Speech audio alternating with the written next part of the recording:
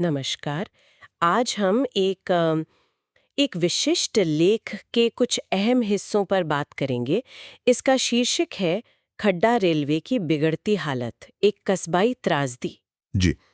ये लेख उत्तर प्रदेश के एक छोटे कस्बे खड्डा के बारे में है। हाँ, और इसमें ये बताया गया है कि कैसे वहाँ रेलवे की जो सेवाएं थीं, वो मतलब कभी उस कस्बे के लिए बहुत ज़रूरी थीं, जीवन रेखा जैसी। बिल्कुल। वो समय के साथ बेहतर होने के बजाय लगातार खराब होती गईं। हाँ, ये सिर्फ एक सुविधा कम होने की बात नहीं है। ये असल में पूरे कस्बे की उम्मीदों पर, उनकी रोजमर्रा की जिंदगी पर जो असर पड़ा है, उसकी कहानी है। सही कहा। लेख की शुरुआत ही एक ऐसी लाइन से होती है जो मतलब हालात कितने गंभीर हैं, ये फौरन बता देती है। इसमें लिखा है, मैं पढ़ती हूँ। एक वक्त था जब खड्डा में रहकर ही लोग गोरखपुर जाकर पढ़ाई कर लेते थे, नौकरी कर लेते थे और शाम तक घर लौट आते थे। लेकिन आज हालात इतने बिगड़ चुके हैं कि लोग खड्डा छोड़कर बाहर बसने पर मजबूर हैं। ये तो अपने आप में बहुत कुछ कह देती है पंक्ति, मजबूरन पलायन। वही तो आज हम कोशिश करेंगे कि इस लेख के जरिए खड्डा की इस कहानी को समझें कि भाई 15-20 साल पहले क्या था, आज क्या हो गया है। और ऐसा हुआ क्यों, कारण क्या रहे? हाँ बिल्कुल। और सबसे जरूरी कि वहाँ के आम लोगों पर इसका क्या असर पड़ रहा है। तो चलिए शुरू करते हैं इसका विश्लेषण। ठीक है। तो लेख हमें थोड़ा पीछे ले जाता है, करीब मान लीजिए 15-20 साल पहले, शायद 2005 से 2010 के आसपास का समय। जी। उस जमाने में खड्डा से गोरखपुर जाने के लिए सुबह सुबह 2 पैसेंजर ट्रेनें थीं।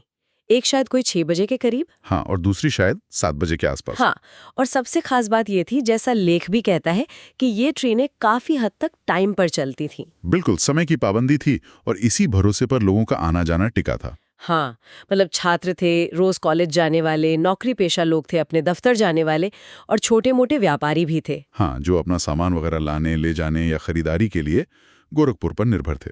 और सब शाम तक आराम से घर वापस। मतलब खड्डा उसे मैं वाकई गोरखपुर से जुड़ा हुआ महसूस करता था। लोगों की दिनचर्या इसी पर सेट थी। बिल्कुल सही। एक तरह की निश्चितता थी। लेकिन फिर धीरे धीरे हालात बदलने लगे। लेख कहता है कि पहले तो उन 2 ट्रेनों में से एक बंद कर दी गई। अच्छा, एक ट्रेन ही खत्म कर दी? हाँ, अब बच्ची सिर्फ एक। फिर उस एक ट्रेन का टाइम भी बदल दिया। सुबह 7 बजे की बजाय वो कर दी 7:45 पर। तो थोड़ी देर से। शायद तब लोगों ने सोचा होगा, चलो कोई नहीं, देर से ही सही, ट्रेन तो है। लेकिन लेख इशारा करता है कि असली दिक्कतें तो यहीं से शुरू हुई। मतलब ये सिर्फ टाइम बदलने की बात नहीं थी। हाँ। ये शायद पूरी व्यवस्था के बिगड़ने की आहट थी। और आज की स्थिति तो पहले से बिल्कुल उलट है। लेख में जो बताया गया है वो तो काफी चौंकाने वाला है। क्या स्थिति है अब? जो ट्रेन सुबह 7:30 बजे पर खड्डा आनी चाहिए, वो अब कभी 9 बजे आती है, कभी 10 बज जाते हैं। मतलब कोई ठिकाना ही नहीं रहा।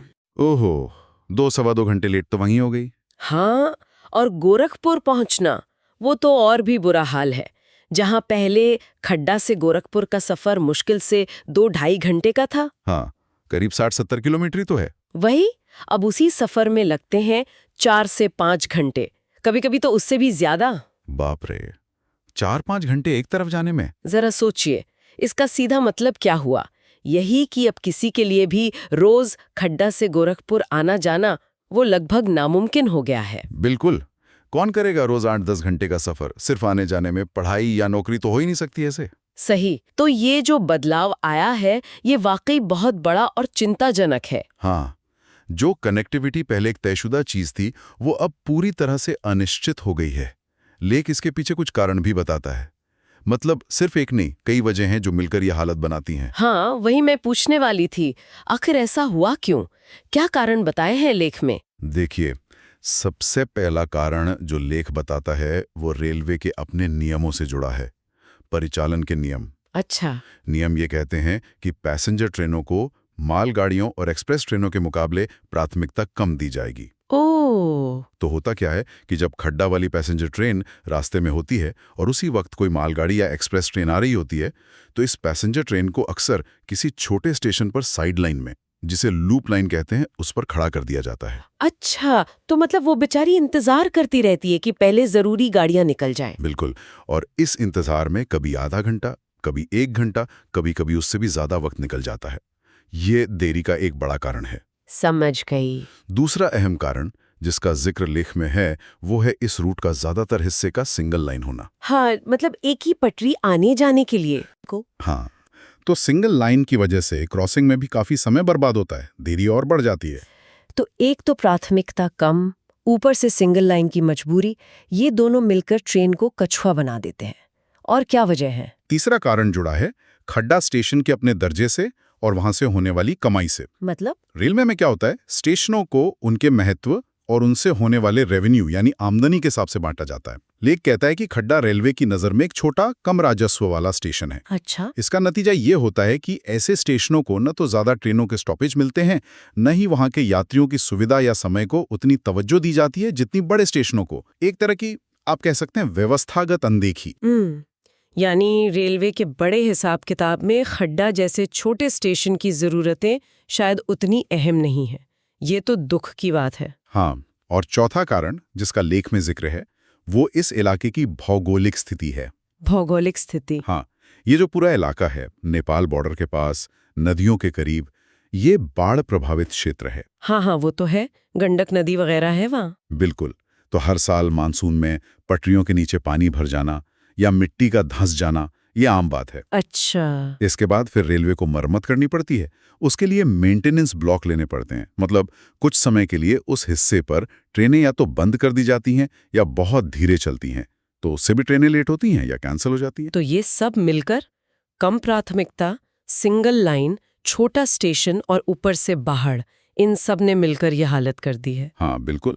ये चारों कारण मिलकर एक ऐसी स्थिति बना देते हैं जहां ट्रेन का टाइम पर चलना लगभग नामुमकिन सा हो गया है। और इन सब का सीधा असर, जैसा लेख में बहुत साफ बताया गया है, वहां के आम लोगों की जिंदगी पर पड़ रहा है। ये सिर्फ एक असुविधा नहीं रह गई है अब। नहीं, बिल्कुल नहीं। ये लोगों के भविष्य का सवाल बन गया है। हाँ, लेख बताता है कि जो छात्र रोज गोरखपुर पढ़ने जाते थे, वो अब लगातार लेट होते हैं अपनी क्लास के लिए। कभी-कभी तो इतनी देर से पहुंचते हैं कि पहली क्लास छूटी जाती है। सोचिए पढ़ाई का कितना नुकसान। जाहिर है। इसी तरह जो लोग नौकरी के लिए रोज जाते थे, उन्हें अब दफ्तर में रोज देर से पहुंचने पर डांट सुननी पड़ती है। नौकरी जाने का डर अलग। तनाव तो रहता ही होगा रोज। और व्यापारी, वो समय पर मंडी नहीं पहुंच पाते, दुकान नहीं खोल पाते, उनका भी नुकसान। मतलब रोज की अनिश्चितता, ये बहुत मुश्किल होता होगा। बिल्कुल सही। और इसका एक और नतीजा जो लेख में बताया गया है वो है लोगों का रेलवे पर से भरोसा उड़ जाना। हाँ, जब कोई सिस्टम इतना अविश्वसनीय हो जाए तो लोग क्या करेंगे? विकल्प ढूंढते हैं, पर शायद वहां विकल्प भी या तो महंगे हैं या उतने आसान नहीं हैं। और सबसे ज्यादा चिंता की बात, जैसा लेख की शुरुआती लाइन में था, कि स्थिति इतनी खराब हो गई है कि कुछ लोग अब खड्डा छोड़कर बाहर बसने को मजबूर हो गए हैं। हाँ, ये बहुत गंभीर बात है। शायद गोरखपुर में या कहीं और कमरा लेकर रहने लगे हैं ताकि बच्चों की पढ़ाई चलती रहे या नौकरी बची रहे। ये तो एक तरह का मजबूरी का पलायन हुआ ना? हाँ, और ये पलायन किसी पिछड़ेपन की वजह से नहीं, बल्कि एक चलती हुई बुनियादी सुविधा के ठप हो जाने से हो रहा है। ये वाकई सोचने वाली बात है। ये दिखाता है कि ट्रांसपोर्ट जैसी बेसिक चीजें किसी जगह को रहने लायक बनाए रखने में कितनी जरूरी हैं। बिल्कुल। जब ये टूटती हैं तो पूरा सामाजिक ताना बाना हिल जाता है। अच्छा, लेख ये भी बताता है कि ऐसा नहीं कि लोगों ने आवाज नहीं उठाई। स्थानीय लोगों ने कई बार विरोध किया है। हाँ, प्रदर्शन हुए हैं, रेलवे अधिकारियों को ज्ञापन दिए गए हैं, अखबारों में भी खबरें छपी हैं। और ये भी लिखा है कि जो वहाँ के नेता हैं, उन्होंने मंच से आश्वासन भी दिए, वादे भी किए कि सुधारेंगे हालत को। शायद डबल लाइन या टाइमिंग ठीक करने की बात कही होगी। हाँ, वादे तो होते ही हैं, लेकिन लेख साफ कहता है कि जमीन पर कुछ बदला नहीं। ट्रेन आज भी वैसे ही लेट है। तो वादों का क्या हुआ? लेख का विश्लेषण यही है कि शायद जब तक कोई ऊपर से मजबूत राजनीतिक दबाव ना हो या इच्छा शक्ति ना हो, रेलवे इस तरह के स्थानीय मुद्दों को, खासकर जो कम कमाई वाले सेक्शन हैं, उनको उतनी गंभीरता से नहीं लेता। फाइलों में दब जाते मामले। कुछ वैसे ही। ये दिखाता है कि स्थानीय लोगों की आवाज का असर कितना कम हो सकता है अगर उसे सही जगह से समर्थन ना मिले। और नतीजा क्या है? जो सुविधा, मतलब समय पे चलने वाली ट्रेन लोगों को 15-20 साल पहले मिल रही थी, आज वो भी नहीं है। ये सुनने में कितना अजीब लगता है कि हम आगे जाने के बजाय पीछे चले गए। हाँ, कम से कम इस मामले में तो यही सच है। इसी निराशा को आवाज देते हुए शायद लेख कुछ बहुत सीधे और तीखे सवाल भी पूछता है। ये सवाल सीधे सिस्टम पर है। हाँ, और उस नजरिए को दिखाते हैं जो लेख रखना चाहता है। जैसे एक सवाल है, रेलवे कहती है कि एक्सप्रेस और मालगाड़ी ज्यादा जरूरी हैं, लेकिन क्या छोटे कस्बों के छात्र और नौकरी पेशा लोग जरूरी नहीं? ये सीधा प्राथमिकताओं पर सवाल है। बिल्कुल, किसके लिए है रेलवे? एक और सवाल विकास के मॉडल पर है। लेख पूछता है, सरकारें विकास का दावा करती हैं, लेकिन खड्डा जैसे कस्बे के लोग पूछ रहे हैं, अगर 20 साल पहले ट्रेन समय पर चल सकती थी तो आज क्यों नहीं? ये कैसा विकास है? ये बहुत वाजिब सवाल है। विकास की परिभाषा क्या है? क्या सिर्फ नई बुलेट ट्रेन चलाना विकास है, या जो पैसेंजर ट्रेन चल रही है उसे समय पर चलाना भी विकास का हिस्सा है? सही। ये सवाल विकास की जमीनी हकीकत और दावों के बीच के अंतर को दिखाता है। हाँ, ये सवाल सिर्फ खड्डा के नहीं है, ये शायद बहुत से छोटे कस्बों के सवाल हैं। आखिर में लेख एक और सवाल पे छोड़ता है, क्या सचमुच हम आगे बढ़ रहे हैं या समय के साथ पीछे जा रहे हैं? जब एक बेसिक सुविधा जो पहले थी वो अब नहीं रही, तो ये सवाल बहुत वजन रखता है। बिल्कुल। तो खड्डा रेलवे की बिगड़ती हालत पर ये जो चर्चा है, ये हमें यही दिखाती है कि कैसे एक छोटे से कस्बे का मुद्दा अपने आप में कितने गहरे सवाल खड़े कर सकता है। हाँ, जैसा कि लेख भी कहता है, ये सिर्फ खड्डा की कहानी नहीं है, शायद ये बहुत से छोटे कस्बों की कहानी है। हाँ बिल्कुल, ये कहानी शायद देश के उन कई छोटे कस्बों और दूर दराज के इलाकों की हो सकती है जहाँ बुनियादी सुविधाएं जो शायद पहले ठीक ठाक चल रही थी, वो भी अब विकास की इस बड़ी दौड़ में कई पीछे छूट रही हैं या कमजोर हो रही हैं। ये हमें सोचने पे मजबूर करता है कि विकास का वो मॉडल कैसा है जहां शायद तेज रफ्तार ट्रेनें, बड़े हाईवे, माल ढुलाई से होने वाली कमाई, इनको ज्यादा अहमियत दी जाती है। और इस चक्कर में आम आदमी की जरूरतें, जैसा इस लेख में खड्डा के मामले में दिख रहा है। लेख के हिसाब से रेलवे के लिए मालगाड़ियां और एक्सप्रेस ट्रेनें जरूरी होंगी, लेकिन अगर इसकी कीमत खड्डा जैसे कस्बे अपनी कनेक्टिविटी खोकर चुकाएं, तो फिर सवाल तो उठेगा ही कि ये प्रगति किसके लिए है, इसका असल मतलब क्या है। लेख इसी कश्मकश को सामने रखता है। हाँ, लेख का अंत भी इसी बात पर होता है कि सच्चा विकास शायद वही है जहां छोटे कस्बे और वहां के लोग भी बड़ी और बेहतर होती सुविधाओं का हिस्सा बने, ना कि उनसे कट जाएं। बिल्कुल सही। ये अपने आप में एक बहुत जरूरी सोच है, और इसी सोच को आगे बढ़ाते हुए हम श्रोताओं के लिए भी एक सवाल छोड़ सकते हैं जिस पर वो खुद सोचें। जरूर। सवाल ये कि जब हम प्रगति और विकास की बात करते हैं तो क्या हमें सिर्फ नई चीजों को ही गिनना चाहिए, या इसका एक पैमाना ये भी होना चाहिए कि जो सुविधाएं हमारे पास पहले से थीं वो कम से कम बनी रहें या बेहतर हों, ना कि गायब हो जाएं। हाँ, न कि धीरे धीरे हमसे छिन जाएं। छोटे शहरों और कस्बों के लिए कनेक्टिविटी का इस तरह कमज़ोर होना, ये हमें विकास के किस मॉडल और उसकी प्राथमिकताओं के बारे में सोचने पे मजबूर करता है। इस पर विचार ज़रूर कीजिएगा।